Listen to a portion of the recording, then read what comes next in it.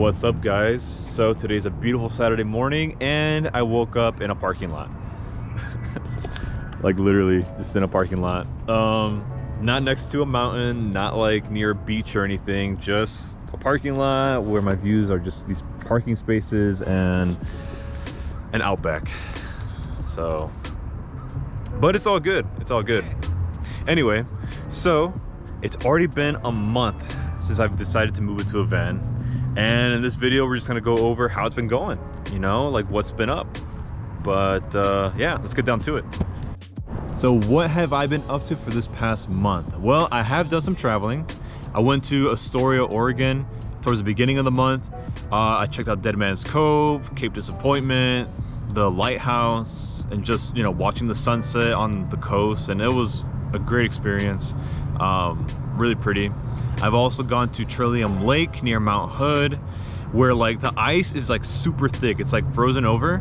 You can actually walk on it, and I felt pretty safe because there was people with ice skates on there. So I was like, okay, this is pretty safe. I'm not gonna like fall through and freeze and die.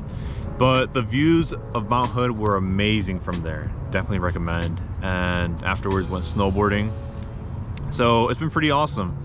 And then of course, my alternator, my van went out.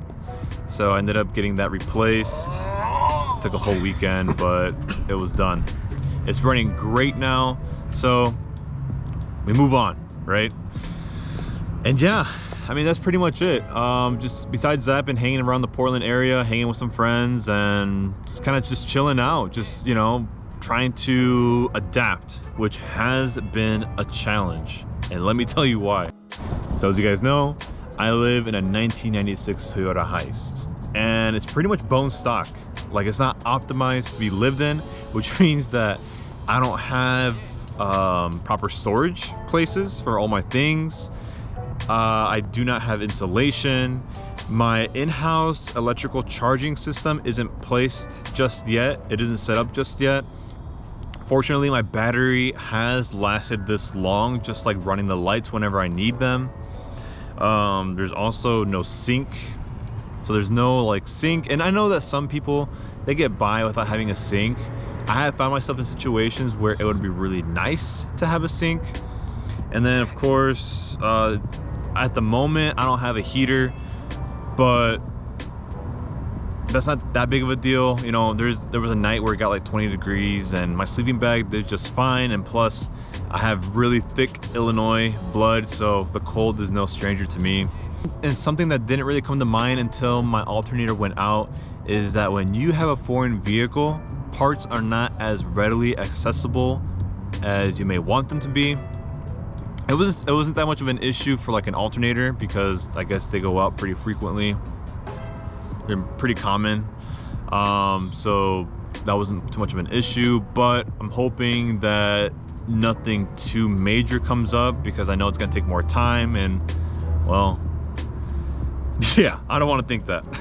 But anyway, that has been kind of a challenge, but not really. And so obviously moving from like an 800 square foot apartment, one bathroom, one bedroom with a garage, to a van is definitely going to be a big adjustment. Like, some of the things that I just had to get used to is not having the bare necessities readily available to you. For example, bathroom or a shower. You know, we're so used to just, I need to go to the bathroom, just go to the bathroom, or I need to take a shower, just go to the shower. You don't plan those things out. So me having to plan those things and getting to know my body better has been a big adjustment. I'm not gonna lie. And also, like, for example, the luxuries. You know, I used to have a washer and dryer in my apartment, and now I'm having to go to the laundromat, which again, it isn't that bad. I mean, people do it all the time, so it's not that weird or whatever. But it's still an adjustment for me. I was just so used to having a washer and dryer where I lived, right? So something else I needed to get used to was going home after work. Because, you know, I'm so used to doing like the half-an-hour commute time from my apartment to my job, and then from my job to my apartment. But when your home is 5 minutes away walking and it's in a parking lot, it's like when you get in your van, it's like, where do I go next? What do I do? And so that was something that was kind of uneasy in the beginning for me. Like, it just left me uneasy.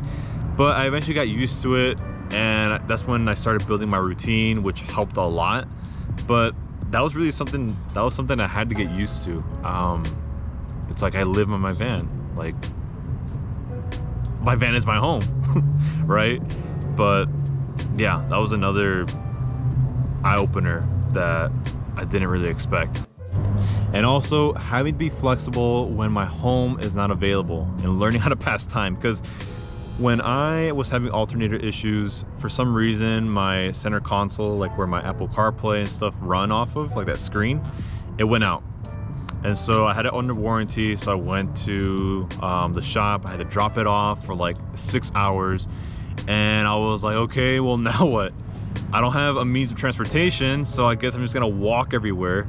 And I did pass time. I went to like the movie, I went to Panera. It was just a really chill day, but having to walk everywhere. So it wasn't that bad, but just knowing that if work needs to be done and my van is not available, I'm gonna have to find a way to get around, whether walking or Lyft or something, and finding a way to pass time. So that was another adjustment that I've had to make, or another challenge that I've come across. And so another challenge has been learning to live in a smaller space. You know, like before, I had a really nice walk-in closet with like clothes all the way around, and shoes and hats and just different stuff. And having to go from that to live in a van and trying to fit everything into bins has been a challenge. I've gotten rid of a lot of clothes, and I still am. Like, I'm living in a van, I'm still trying to, you know, make more space for the things that I actually need. So I've been donating a lot, and it's been a work in progress. And even like if I want to go out and shop, I had to think, do I have space for that?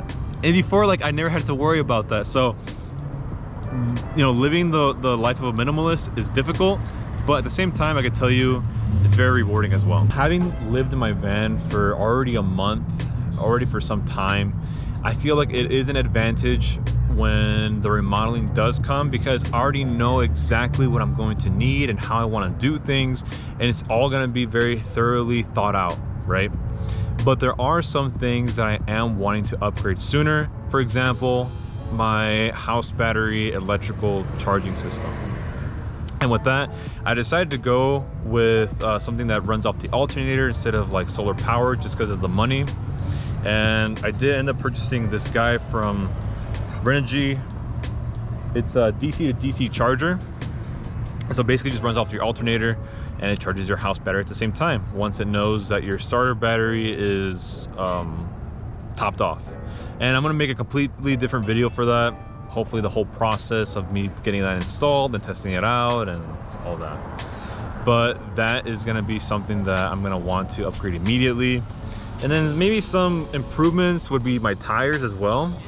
I would like to get some all-terrain tires so I can go out, venture more, maybe this summer go out to the beach. I currently have winter tires, so I might do that, do something bigger, but yeah. And I also do have some future plans to travel. I have been wanting to go to Brookings, Oregon and check out the natural bridges out there. I hear they're beautiful. There are also some other spots in Oregon that I want to check out. I also have a trip planned, kind of, to go back home to Illinois for just a little bit, you know, visit some family. So I do want to make a road trip out of it and visit states like Utah, Colorado, maybe Montana, Wyoming, I think. Anyway, make a whole trip out of it and just enjoy the ride, really.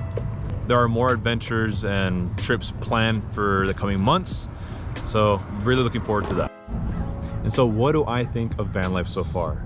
Well, I am loving it.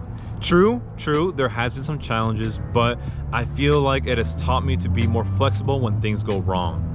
Like, you know, I've realized that not everything is gonna go according to plan and not everything's gonna be perfect. So sometimes a problem may occur. You have to either work around it, through it, and solve it, right? And that's something that I continue to apply to my life, and I'm continue learning how to do as things come up. But it's been something that I know is gonna be useful later on down the road. you know, whether I'm living in a van or anywhere else. Just being able to be flexible and learning to adapt, really. And then also, I've learned to appreciate the smaller things in life as well. You know, things that I might have taken advantage of, things that I might have taken for granted when I was living in an apartment. I start to really appreciate those small things now. Things that I never would have thought things that I never would have thought I didn't appreciate. So, but yeah. And also, you know, I'm enjoying the freedom that I have. You know, just being able to travel a little bit more, having a lower overhead expense has been great. It's giving me more opportunities. I haven't felt any van fatigue just yet, but I know people do, so we'll see what happens when that comes along. All right, guys, well, that is the end of this video. Thank you so much for watching. Please like and subscribe, especially if you want to see future content where I'm going to talk about the financials of van life and also how to install your DC to DC charger, and of course my future travel videos. But anyway, I'll see you guys later. Bye.